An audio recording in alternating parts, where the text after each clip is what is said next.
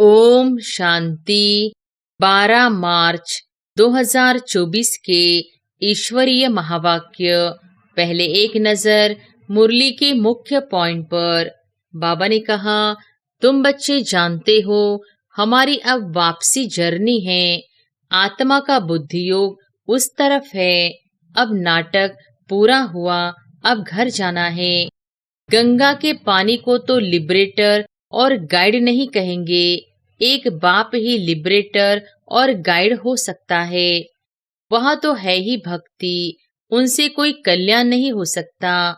बच्चे जानते हैं पानी तो स्नान के लिए है, पानी कभी पावन नहीं बना सकता।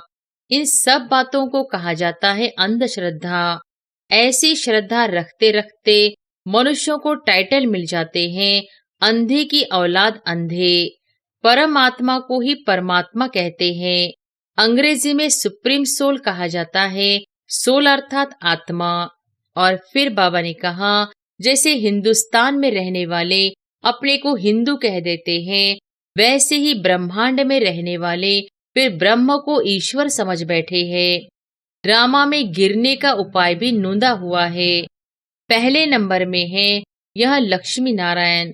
बाप ने समझाया है, पुनर्जन्म लेते लेते पिछाड़ी में जब आ जाते हैं तो फिर पहले नंबर में जाना पड़ता है। साइंस और कैलेमिटीज, जिसको कुदरती आपदाएं कहते हैं, यह भी होनी चाहिए।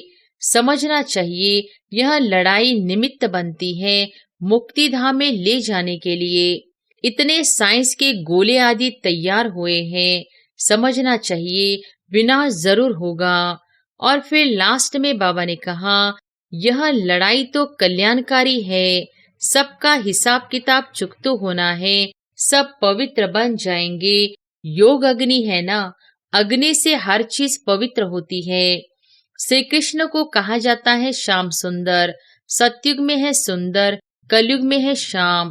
आत्मा सुंदर थी फिर श्याम बने, इसलिए श्याम और सुंदर कहा जाता है। उनकी जन्म पत्री मिल गई तो सारे चक्र की मिल गई।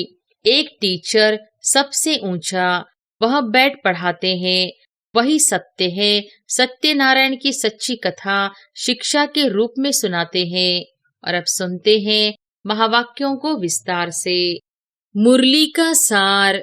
मीठे बच्चे, डेड साइलेंस में जाने का अभ्यास करो। बुद्धि बाप की तरफ रहे तो बाप भी तुम्हें अशरीरी बनने के लिए सकाश देंगे। प्रश्न है, तुम बच्चों को जब ज्ञान का तीसरा नेत्र मिलता है तो कौन सा साक्षात्कार हो जाता है? उत्तर है, सतयुग आदि से लेकर कलयुग अंत तक हम कैसे कैसे पाठ बजाते हैं, यह सारा साक्षात्कार हो जाता है। तुम सारे विश्व को आदि से अंत तक जान जाते हो। जानने को ही साक्षात्कार कहा जाता है। अभी तुम समझते हो कि हम दैवी गुणों वाले देवता थे, आसुरी गुण वाले बने, अब फिर दैवी गुणों वाले देवता बन रहे हैं। अभी हम नई दुनिया नए घर में जाएंगे। ओम शांति। बच्चे बैठे हैं याद की यात्रा में। बेहद का बाप तो यात्रा में नहीं बैठे हैं, वह तो बच्चों को सकाश की मदद दे रहे हैं, अर्थात इस शरीर को भुला रहे हैं। बाप की मदद मिलती है कि बच्चों को शरीर भूल जाए। सकाश देते हैं आत्माओं को, क्योंकि बाप देखते ही आत्माओं की तरफ है। तुम हर एक की बुद्धि बाप की तरफ जाती है। बाप की बुद्धि व दृष्टि फिर बच्चों तरफ जाती है। फर्क है ना। डेड साइलेंस, यह अभ्यास करते हो डेड साइलेंस का। शरीर को छोड़ अलग होना चाहते हो। आत्मा समझती है कि जितना याद करते रहेंगे उतना इस शरीर से निकल जाएंगे। जैसे सर्प का मिसाल देते हैं, जो मिसाल देते हैं उसमें जरूर कुछ खूबी होती है। तुम जानते हो हम शरीर छोड़कर वापस चले जाएंगे और फिर आएंगे। यह बातें और कोई नहीं जानते। यह ड्रामा को कोई भी जानते नहीं है। कोई भी ऐसी गारंटी नहीं देते कि इस याद से तुम्हारे विकर्म विनाश होंगे। ऐसी बात कोई भी सुनाते नहीं है। तुम बच्चे जानते हो, हमारी अब वापसी जर्नी है। आत्मा का बुद्धि योग उस तरफ है। अब नाटक पूरा हुआ, अब घर जाना है। बाप को ही याद करना है, वही पतित पावन है। गंगा के पानी को तो लिबरेटर और गाइड नहीं कहेंगे। एक बाप ही लिबरेटर और गाइड हो सकता है। यह भी बड़ी समझने और समझाने की बातें हैं। वह तो है ही भक्ति, उनसे कोई कल्याण नहीं हो सकता। बच्चे जानते हैं, पानी तो स्नान के लिए है, पानी कभी पावन नहीं बना सकता। ऐसे भी नहीं, भावना का भाड़ा मिल सकता है। भक्ति मार्ग में उनका महत्व रख दिया है। इन सब बातों को कहा जाता है अंधश्रद्धा। ऐसी श्रद्धा रखते रखते मनुष्यों को टाइटल मिल जाते हैं, अंधे की औलाद अंधे। भगवान वॉच है ना, अंधे और सज्जे कौन है, यह भी तुम जानते हो। अभी सारी सृष्टि के आदि मध्य अंत को बाप द्वारा जाना है। तुम बाप को जान गए हो, इसलिए सृष्टि के आदि मध्य अंत और ड्यूरेशन को भी जान गए हो। एक एक बात पर विचार सागर मंथन कर अपना आप पे ही फैसला करना होता है। भक्ति और ज्ञान का कॉन्ट्रास्ट है। ज्ञान बिल्कुल ही न्यारी चीज है। यह नॉलेज नामी ग्रामी है। राजयोग की पढ़ाई है ना। बच्चों को यह भी मालूम पड़ा है, देवताएं संपूर्ण निर्विकारी थे। रचता बाप ही बैठ अपना परिचय भी देते हैं। वह है परम आत्मा। परमात्मा को ही परमात्मा कहते हैं। अंग्रेजी में सुप्रीम सोल कहा जाता है। सोल अर्थात आत्मा। बाप की आत्मा कोई बड़ी नहीं होती है। बाप की आत्मा भी ऐसे ही है जैसे तुम बच्चों की है। ऐसे नहीं, बच्चे छोटे, बाप बड़ा है, नहीं। वह सुप्रीम नॉलेजफुल बाप बहुत प्यार से बच्चों को समझाते रहते हैं। पाड़ बजाने वाली आत्मा है, जरूर शरीर धारण कर पाड़ बजाएगी।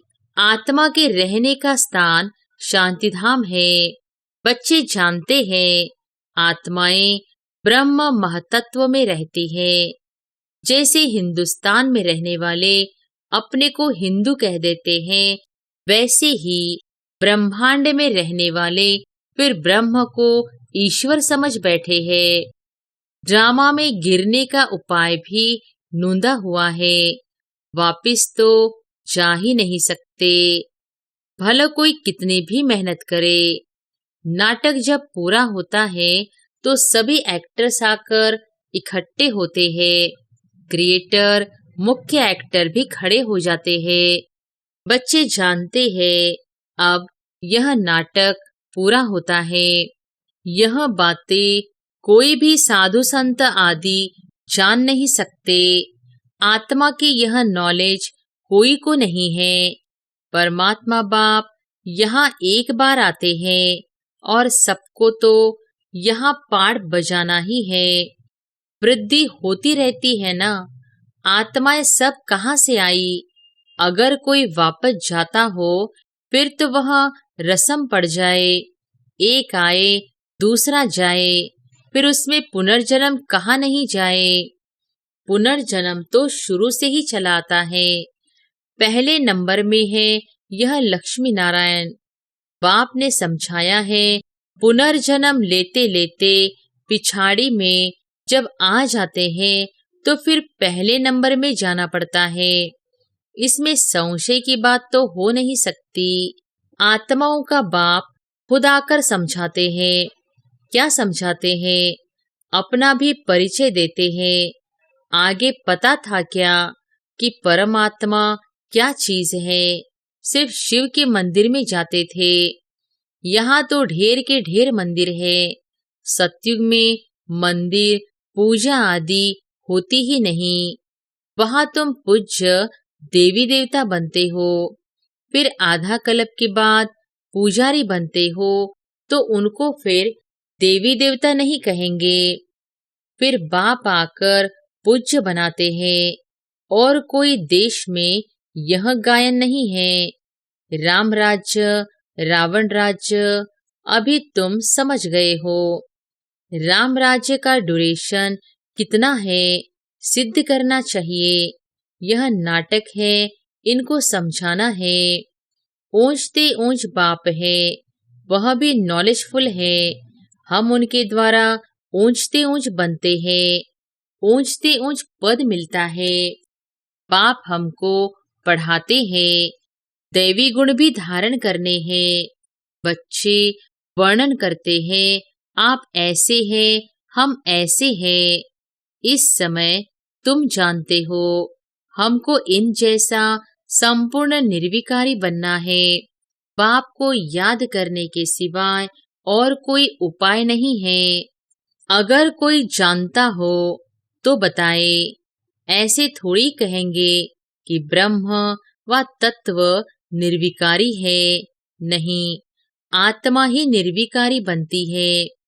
ब्रह्म व तत्व को आत्मा नहीं कहा जाता है, वह तो रहने का स्थान है। बच्चों को समझाया जाता है, आत्मा में ही बुद्धि है। वह जब तमोप्रधान बन जाती है तो बेसमझ बन जाती है। समझदार और बेसमझ है ना। तुम्हारी बुद्धि कितनी स्वच्छ बनती और फिर मलिच्छ हो जाती है।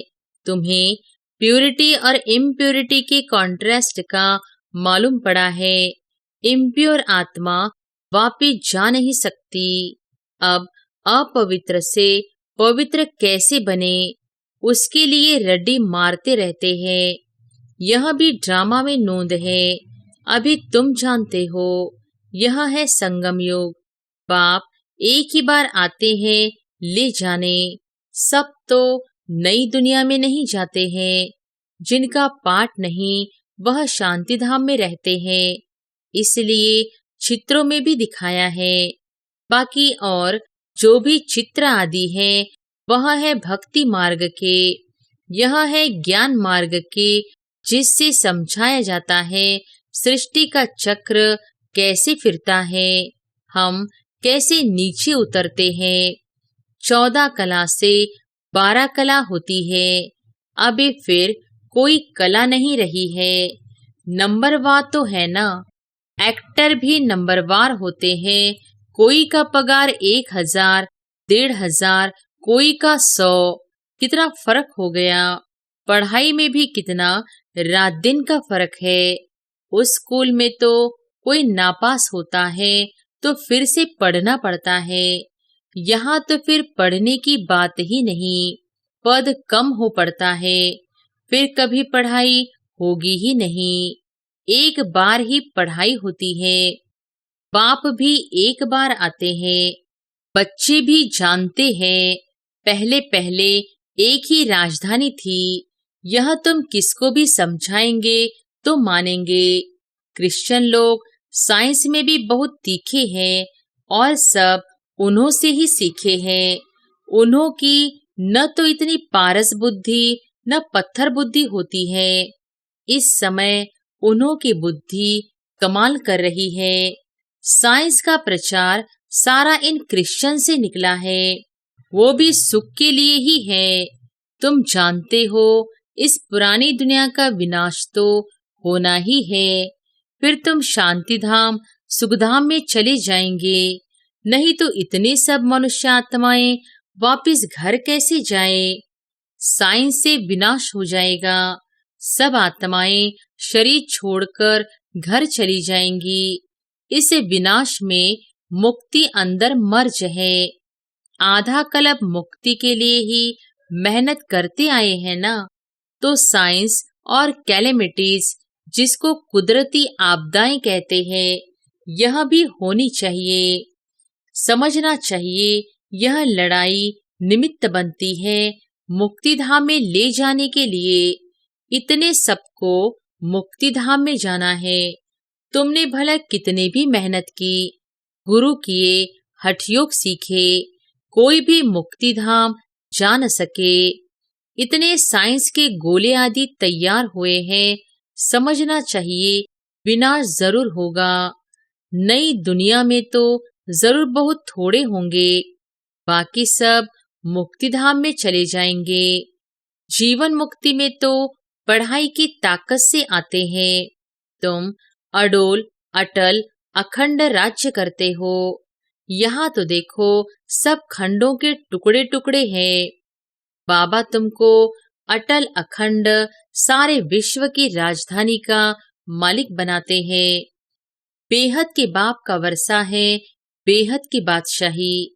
यह वर्षा कब और किसने दिया, यह किसकी भी बुद्धि में नहीं आता है, सिर्फ तुम ही जानते हो। ज्ञान का तीसरा नेत्र आत्मा को मिला है। आत्मा ज्ञान स्वरूप बनती है, सो भी ज्ञान सागर बाप से ही बनना पड़े। बाप ही आकर रचता और रचना के आदि मध्य अंत का नॉलेज दे रहे हैं। है भी 1 सेकंड की बात, सेकंड में जीवन मुक्ति, बाकी सबको मुक्ति मिलती है। यह भी ड्रामा बना हुआ है। रावण के बंधन से सब मुक्त हो जाते हैं। वो लोग विश्व में शांति के लिए कितनी मेहनत करते हैं, यह सिर्फ तुम बच्चे ही जानते हो कि विश्व में और ब्रह्मांड में शांति कब होती है। ब्रह्मांड में शांति कहा जाता है, फिर विश्व में शांति और सुख दोनों रहते हैं। विश्व अलग है और ब्रह्मांड अलग है। चांद सितारों से परे है ब्रह्मांड, वहां यह कुछ नहीं होता। उनको कहा ही जाता है साइलेंस वर्ल्ड। शरीर छोड़कर साइलेंस में चले जाएंगे। तुम बच्चों को वह भी याद है। तुम इस समय वहां जाने की तैयारी कर रहे हो और कोई भी जानते नहीं। तुमको तैयारी कराई जाती है। बाकी यह लड़ाई तो कल्याणकारी है। सबका हिसाब किताब चुकतू होना है। सब पवित्र बन जाएंगे। योग अग्नि है ना, अग्नि से हर चीज पवित्र होती है। जैसे बाप ड्रामा के आदि मध्य अंत को जानते हैं, वैसे तुम एक्ट्रेस को भी ड्रामा के आदि मध्य अंत को जानना है। जानने को ही साक्षात्कार कहा जाता है। अभी तुम्हारा ज्ञान का तीसरा नेत्र खुला है। बरोबर हम सारे विश्व को सतयुग आदि से कलयुग अंत तक पूरा जान चुके हैं। दूसरा कोई भी मनुष्य मात्र नहीं जानते। तुम समझते हो हम जो दैवी गुणों वाले थे वही फिर आसुरी गुणों वाले बनते हैं। फिर बाप आकर दैवी गुणों वाला बनाते हैं। बाप आते ही हैं पतितों को पावन बनाने।